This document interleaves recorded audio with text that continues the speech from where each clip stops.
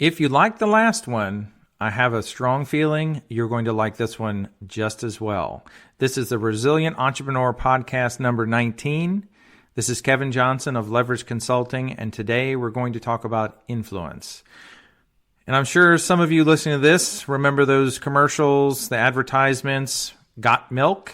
Well, we kind of need t-shirts and other advertisements in today's world that are similar, but instead they say got influence. And that's because in the jobs that we have, the careers, the positions that we have, where we are managers, leaders, owners, and quite honestly, I find it hard to even think of a position, a job, a career where some level of influence isn't needed. Even the gentleman who picks up my trash every Tuesday has to have some level of influence, because if I don't put the trash in the right spot, he's not going to take it away. He's going to curb how I put my trash out or where I put it. If I put too much stuff out, guess what? He's not going to take it away. So over time, I will learn what I can and cannot do. That's some level of influence that he has.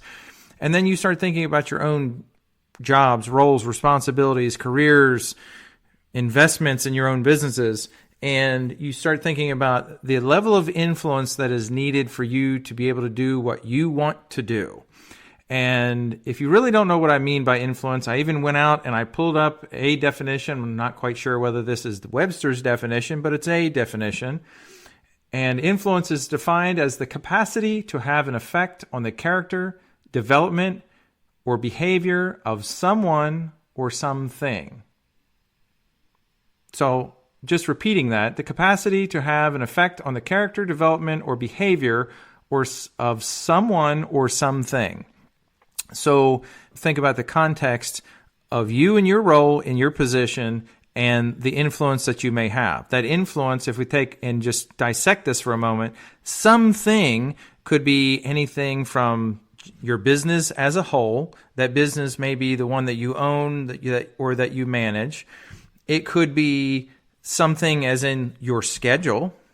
It could be something in relates to possibly a home going on the market or a home actually getting to the settlement table. Someone could be an individual on your team. It could be someone in your peripheral team, meaning someone who's doesn't directly report to you, but has influence on your business delivering or achieving what you want it to achieve.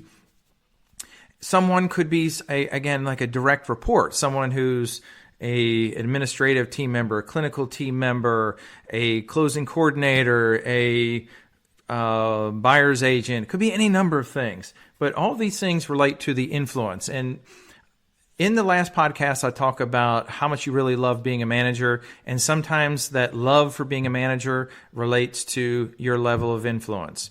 And sometimes I believe when we on our own visualize something, we think about only how we will process it, only how we view it. And sometimes we don't share maybe our view. We only share what we expect to happen, which in some cases is a solution. But there's other times where we need people, if we want people to process things on their own, if we want people to understand how we view things, if we don't want to be our own bottleneck, then we need to teach, train, and show others how we process things, how we come to a conclusion on things, so they can do the same thing in the future. And in the last podcast, I asked a little bit about whether you understand the high-level goals and objectives for your position or for your business. And if you don't know those things, you need to figure them out. And once you have those things figured out, then we start looking at the level of influence. And though that level of influence, as I said, could be team members, it could be your peripheral team. The other thing that we can talk about is your level of influence with your clients, customers, or patients. And when you start thinking about whether it's I'm an oral surgeon or I'm a dentist, I'm a real estate agent, then with any of these, our level of influence is going to have an effect on how we influence those people that we're trying to work with. And again, whether it's helping somebody find the right house, helping them see that this might be the house, helping them see this might not be the house, helping someone see that although you've neglected certain things over time, if we don't take some action, if we don't do something to correct things, if we don't bring something up to a standard of care now, then we're going to be in a much worse position further down the road. So our level of influence as an expert, oftentimes, it's easy to look at someone else and say, they just don't get it. And again, client, customer, team member, whoever, when you find yourself saying they don't get it, you might need to go buy a mirror. Because if it goes beyond just that initial gut reaction of, whew, they just don't get it. Well, we're human. We have those reactions. But if we keep repeating that same thing over and over, that's the point at which I'm saying you might need to buy the mirror, because maybe it's you. Because as an expert, that's where our job is. That's where our role in everything is. When we're the expert, whether you're the manager and you've already done everybody else's jobs in this business or this practice, you know how to do the jobs or what the outcome should be, then it's your job, your role, your responsibility to help others see what you see, help others know what you know. If it's your client, customer, patient, then same thing. If we find ourselves saying, they just don't get it, well, that's your job, is to help them get it.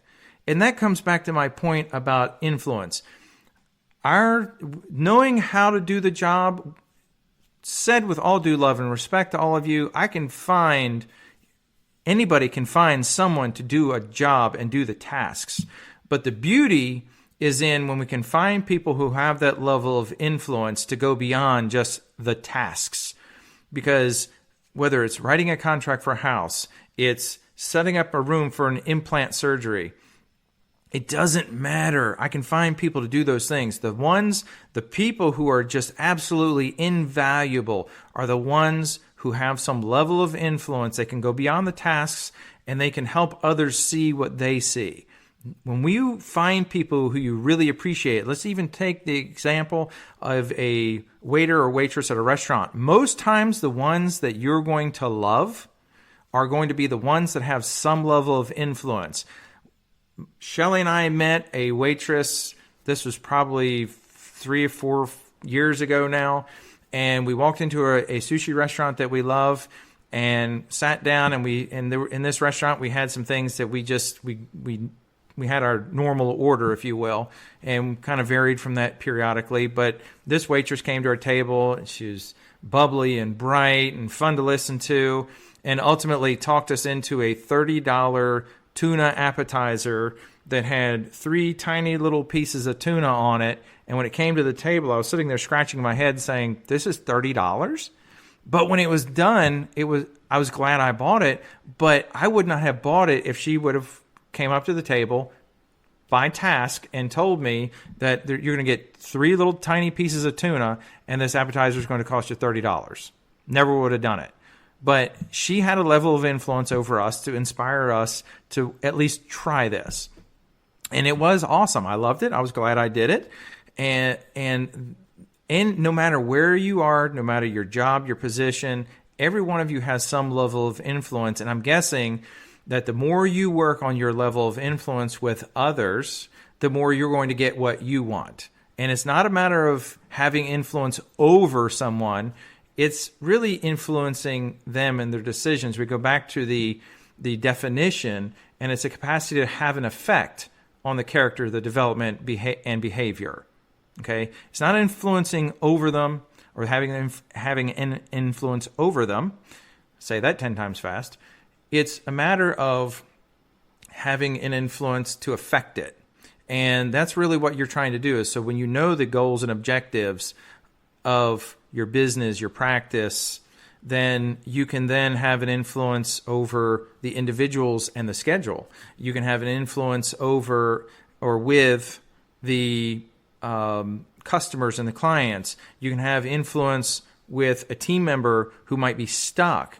And it's those things when you're wanting to make that transition from being a firefighter to being a leader, and as I said in the last podcast, getting out in front of the chaos so you can lead and manage this thing. And that's why I brought this one today about influence, so you can influence the outcome of your day, your week, your month, your year.